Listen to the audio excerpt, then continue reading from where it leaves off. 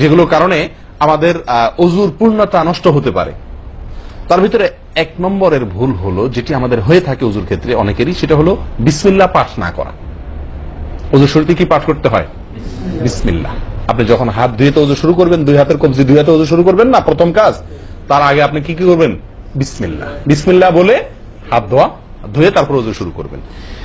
বহু লোক আছি আমরা, অজুখানায় ওই গল্প করতেছি, আড্ডা মারতেছি, কথাবার্তা বলতেছি, এই বলতে বলতে অজু শুরু করে দিচ্ছি। তাহলে বিসমিল্লাহ কখন পড়তেছি?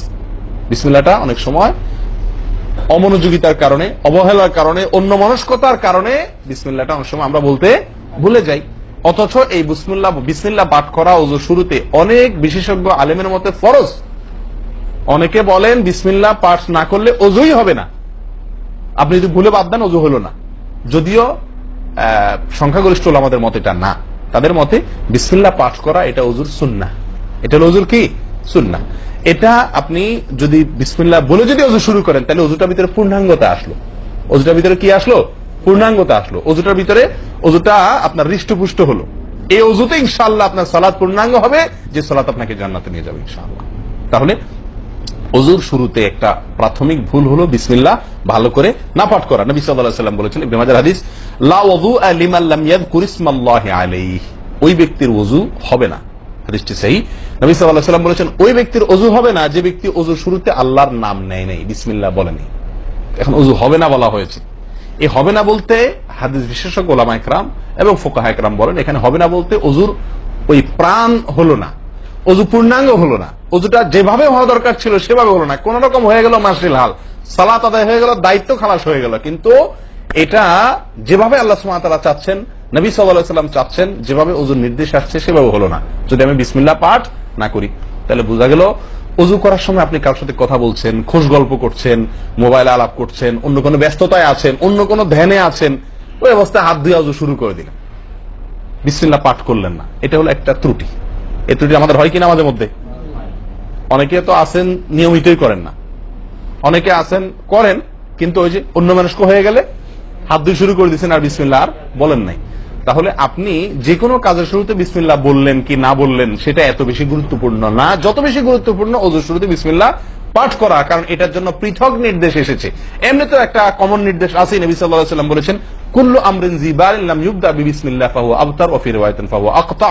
যে কোনো গুরুত্বপূর্ণ কাজ আল্লাহর নাম দিয়ে শুরু না করলে সেটা অপূর্ণাঙ্গ থাকে, কাজটা অর্ধেক থাকে, অর্ধেকা থাকে, অপূর্ণাঙ্গ থাকে, পূর্ণাঙ্গতা আসে না যে কোনো ভালো কাজ।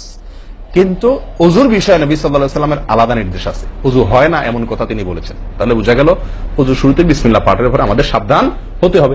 এখন একটা সমস্যা হলো, আমরা আজকাল বেশিরভাগ লোক ওযু করি হলো টয়লেটের মধ্যে, আর টয়লেটের মধ্যে আল্লাহর নাম নেওয়া নিষেধ, ঠিক না? ঠিক, টয়লেটের মধ্যে আল্লাহর নাম নেওয়া নিষেধ, জায়েজ নাই। তাহলে আমাদের ওযু যদি টয়লেটে আপনার বাথরুমের ভেতরে যে কি করি ওযু করি, তাহলে আমি বিসমিল্লাহ বলতে পারবো না, কারণ আল্লাহর নাম নেওয়া বাথরুমে নিষেধ, টয়লেটে নিষেধ। আবার বিসমিল্লাহ না বললে আমার ওযুটাও পূর্ণাঙ্গ হচ্ছে না, তাহলে আমি করবোটা কি? বলেন, সমাধানের পথ কি? কি করব? কি নিষেধাজ্ঞা অমান্য করে বিসমিল্লাহ বলবো, নাকি আপনার বিসমিল্লাহ ছেড়ে দেব? তাতে তো ওযু আবার পূর্ণাঙ্গ হবে না, দুইটাই সমস্যা না? এই জন্য উত্তম এবং সবচেয়ে ভালো হলো ওযুটা বাহিরে করার চেষ্টা করবেন। বেশিরভাগ জায়গাতে, সব জায়গাতে কম বেশ, বাথরুম টয়লেটের ভেতরে যদি বেসিন থাকে, তো বাইরেও টেপ বা বেসিনের ব্যবস্থা থাকে, থাকে না? থাকে না? বিশেষ করে বাসা বাড়িতে অথবা অফিস আদালতে দেখা যায় যে ওই টয়লেটে অনেক সময় আমরা কি করে ফেলি, ওযু করে ফেলি। এটা উচিত না, এটা একটা ভুল আমাদের। ওযু আমরা করব বাহিরে। কেন? কারণ টয়লেটে ওযু করতে গেলে আল্লাহর নাম নিতে হচ্ছে, আর আল্লাহর নাম নেওয়া নিষেধ। সেখানে আমি আল্লাহর নাম নিতেও পারছি না, আর নাও নিতে পারছি না। যদি নেই তাহলে আল্লাহর নাম নিয়ে গুনাহ করছি টয়লেটে, আর যদি না নেই তাহলে আমার ওযুটা অপূর্ণাঙ্গ থেকে যাচ্ছে, ঠিক না? ঠিক। এই জন্য আমরা উত্তম হলো ওযু করব কোথায়? বাইরে এসে যে কোনো টেপে। কথা কি বুঝতে পারছি? বাইরে এসে। একান্ত যদি কখনো আপনি বাধ্য হয়ে যান, বাইরে ভিড় নাই, ব্যবস্থা, সেটা ভিন্ন কথা। আর বাসা বাড়িতে যদি এরকম কোন বাসা বাড়িতে যে বাইরে কোনো সিস্টেম নাই, আপনার নিজের বাসা না, আপনি ঠিক করতে পারতেছেন না, তো কমপক্ষে বেসিন এবং আপনার টয়লেটের কমোডের মাঝখানে কি দিব? একটা পর্দা বা ওয়াল কোনো কিছু দিয়ে নিব ইনশাআল্লাহ। কথা বুঝতে পারছি ভাই? আল্লাহ তাআলা আমাদের সকলকে এই বিষয়টি লক্ষ্য করার তৌফিক দান করেন। তাহলে ভাই আমরা বিসমিল্লাহ পাঠ করব ওযুর শুরুতে, লক্ষ্য করব ইনশাআল্লাহ যাতে করে ওযুর শুরুতে বিসমিল্লাহ পাঠে ভুল না হয়। মনে থাকবে তো ইনশাআল্লাহ। আল্লাহ আমাদের তৌফিক দান করে।